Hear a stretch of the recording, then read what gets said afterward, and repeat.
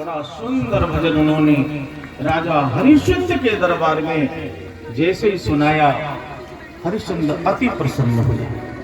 भगवान का भजन किसको अच्छा नहीं लगेगा।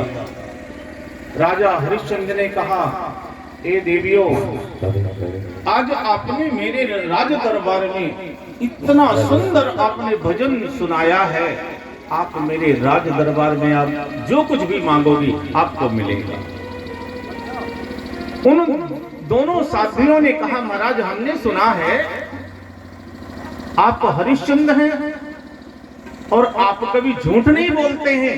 हरिश्चंद्र ने कहा, हाँ आपने बिल्कुल सही सुना है। तो बोले, आप हमारे भजन से प्रसन्न हैं? बोले हाँ अति प्रसन्न हैं। तो बोले फिर जो हम मांगेंगे वो मिलेगा? बोले अवश्य मिलेगा। राजा हरिश्चंद्र ये नहीं समझ पाए कि अब मेरी परीक्षा हो रही है, यदि इस बात को जान जाते तो शायद रुक जाते। जैसे ही राजा हरिश्चंद्र ने कहा, आप जो कुछ भी मांगोगे मिलेगा, तो उन्होंने एक बहुत ही कड़ा प्रश्न कर दिया।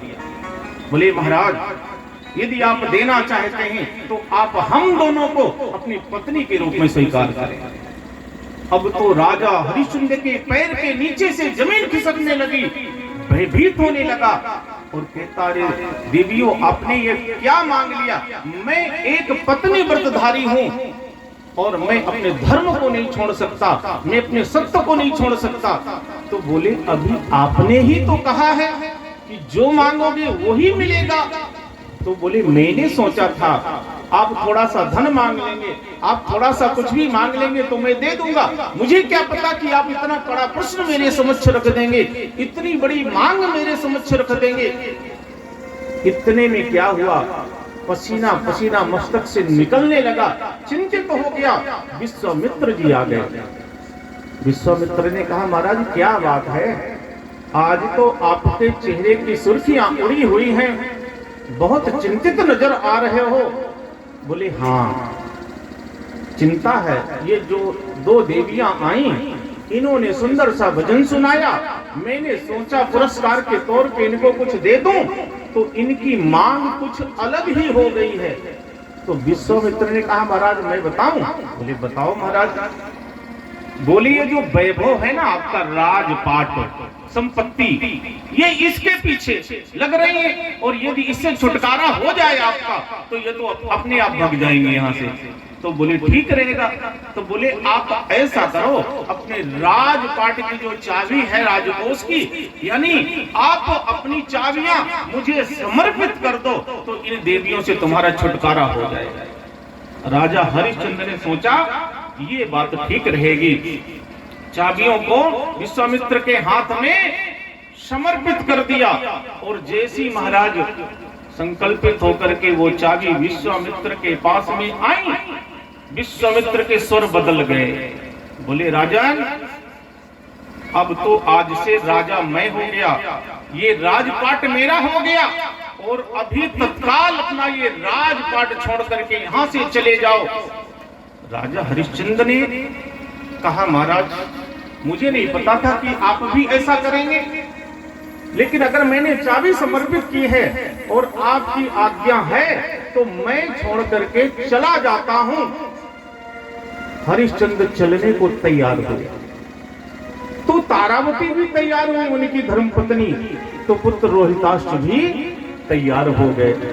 और जब चलने लगे तो विश्वामित्र ने क्या कहा, राजन ठहरो, मेरा वो 3 भर सोना तो दे दो जो मैंने अमानत के रूप में आपके यहां रखा था, वो 3 भार सोना मेरा दे दो। राजा हरिश्चंद्र ने कहा, महाराज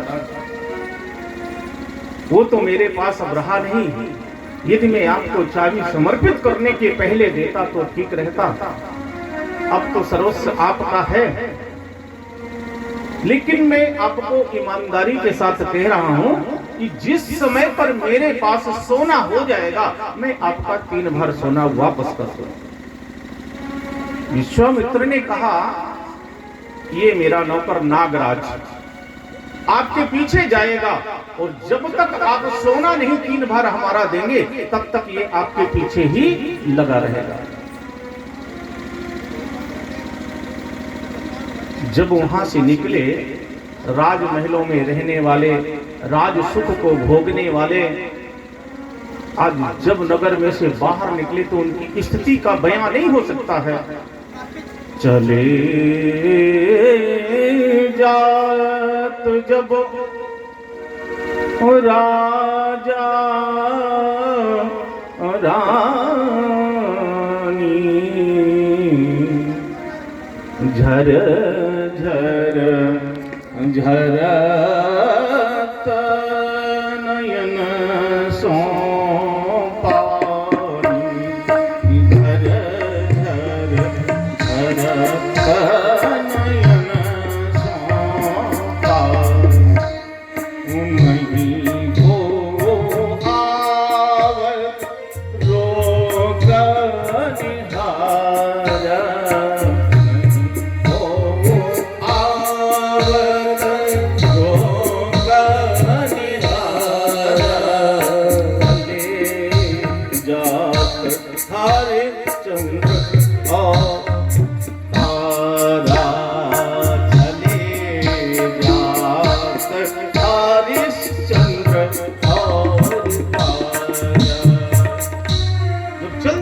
से निकल के कोई रोकने नहीं आता, चले गए।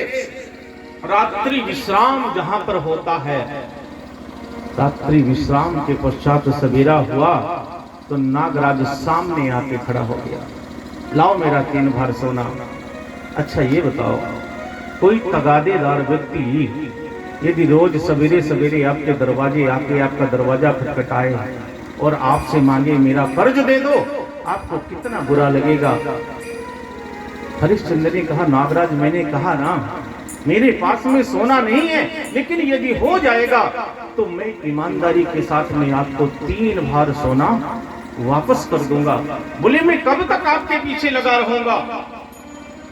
अगली यात्रा हुई, अगला पड़ाव हुआ और जब फिर सवेरा हुआ तो नागराज का यही प्रश्न, फिर आगे बढ़े, फिर जब अगला सवेरा हुआ तो नागराज का यही प्रश्न, 3 भार सोना दो, 3 भार सोना दो। हरिश्चंद्र बेचारे हैरान हो गए। रानी तारावती से ये बात बर्दाश्त नहीं होती। रानी तारावती ने कहा, स्वामी आप भले ही मुझे बेच दो, लेकिन इस पापी का, इस दुष्ट का ये 3 भार सोना अदा कर दो। राजा हरिश्चंद्र तारा को लेकर के और बाजार की एक चौखट पर जाकर के खड़े होते हैं और आवाज को लगाते हैं, इसका कोई खरीदार है। सुबह से शाम हो गई, एक सेठ भी आए, बेचारे वृद्ध थे, सेठानी बीमार रहती थी, इसलिए उनके घर में कामकाज की आवश्यकता थी। देखा ये शरीर से हष्ट पुष्ट है, तंदुरुस्त है, घर का झाड़ू बहारू रोटी पानी बढ़िया संभाल लेगी। पूछा इसकी क्या कीमत लोगे? तो राजा हरिश्चंद्र ने कहा 3 भार सोना दे दो महाराज और ले जाओ। सेठ ने कहा इसका 3 भार सोना नहीं दे सकता महाराज, नहीं दे सकता। बड़े मुश्किल से हरिश्चंद्र के समझाने पर उसने 1.5 भार सोना देने के लिए राजी हुआ और 1.5 भार सोना दिया। तब उन्होंने ये कहा कि आप जो है आधा भार सोना मेरे पुत्र रोहिताश्व का दे दें। तो आधा भार सोना पुत्र रोहिताश्व का दिया, अर्थात 2 भार सोना दिया और उनको वहां से ले गए। जब सेठ के यहाँ पहुंचे, कल तक जो राजरानी थी आज नौकरानी है, और प्रातः काल होते ही सेठानी ने रोहिताश्व को भेजा, जाओ पुष्प लेकर के आओ मेरे लिए पूजा के लिए। तो रोहित नित्य बगीचे में पुष्प लेने के लिए जाने लगा। स्थिति ये बनी कि फिर वही प्रश्न, 1 भार सोना बाकी है अभी। अगला प्रश्न होता है, ये राजा हरिश्चंद्र मेरा 1 भार सोना दो, जो शेष रह गया है उसको लेकर के मैं विश्वामित्र के पास में जाऊंगा। तो महाराज अब हरिश्चंद्र से नहीं रहा जाता। हरिश्चंद्र ने भी क्या सोचा, ना हो तो मैं भी जाके बिक जाता हूं, लेकिन इस दुष्ट का 1 भार सोना भी अदा कर देता हूं। तो बाजार की चौखट में जाकर के खड़े हो गए, मेरा कोई खरीदार है। सुबह से शाम हुई, एक कालू नाम का मेहतर आया, और वो कालू नाम के मेहतर ने कहा, महाराज बताओ आपकी कीमत क्या है? बोले 1 भार सोना। बोले 1 बार नहीं, आधा भार दूंगा। बोले इतने से काम चलने वाला नहीं है, आप मुझे 1 भार दे दो।